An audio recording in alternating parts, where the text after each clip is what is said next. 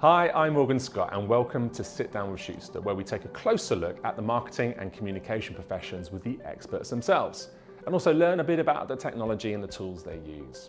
Today, we're taking a look at internal communications, and I'm excited to be talking with Rachel Dakin, who is the London Director at the Institute of Internal Communications and the Internal Communications Business Partner at KPMG. So welcome, Rachel. Thank you for being here. To start with, how did you get into internal communications? My background in comms is integrated. I've done all the various different aspects, PR, digital, bit of public affairs, and internal comms. Throughout the whole of my career, I've done all of those things, but increasingly I've been more and more interested in internal comms and employee engagement. I think partly because just understanding the psychology of people I find fascinating.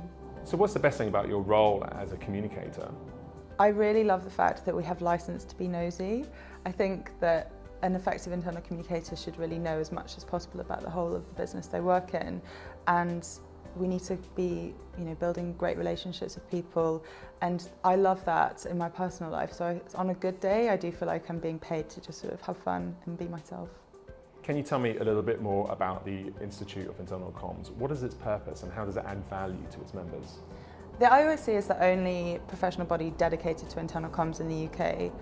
We've been driving professional standards for over 70 years, really through a kind of combination of three things. So we provide qualifications and training, we provide events and conferences, networking opportunities, and also really a platform for peer-to-peer support.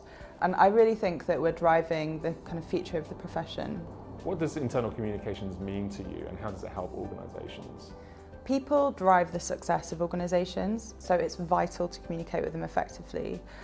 When you have good internal communications, there's trust between employees and the employer, and ultimately when you create that environment of trust, the organisation will thrive. People will collaborate better, they will perform better. Ultimately, it has a really positive impact on productivity and performance.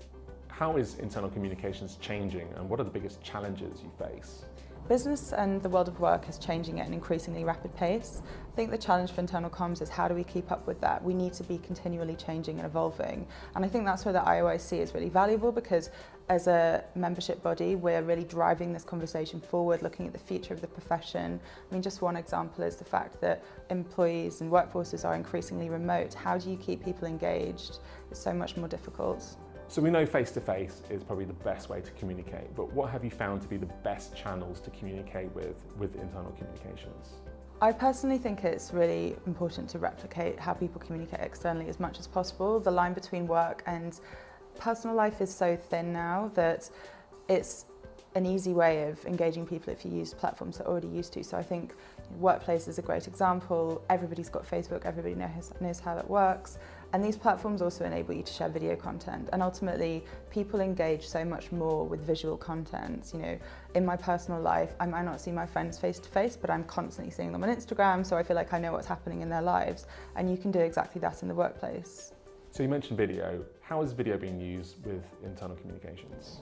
So in internal comms, I think the most powerful way to use video is when it's user generated. So you're actually giving power to your people and allowing them to create videos and share content, which is exactly what we do outside work. We share our own Instagram stories. It's authentic, it's real. But as internal communicators, I think we have to enable them to do that. So we need to provide them with the right technology and the right platforms. And then ultimately, when they create that content themselves, it's so much more powerful than anything we could do. So what is the IoIC working on? Anything exciting in the pipeline? We've got a really exciting year coming up for the IoIC. It's our 70th anniversary, so we're celebrating this with a year-long campaign, We Matter at Work. And in the London region, we're going to be exploring this theme through lots of really interesting interactive events. So we're going to be having think tanks, roundtables, speaking events with kind of leaders in the future of work. It's going to be a great year, so watch this space. Thank you so much for those insights. And where can we actually find you online? So the best place, if you want to hear more about the IoIC, is our website, ioic.org.uk. I really think it's the best time to become a member, so I'd encourage you to sign up and make the most of all the free events we're going to have this year. In terms of me personally, I'm on Twitter, Rachel E. Dakin, LinkedIn. If you're more interested in watching the cats of my local neighbourhood, you can find me on Instagram. But I'd love to hear from you. Fantastic. Thank you so much, Rachel. And thank you for watching. I'd also love to hear from you.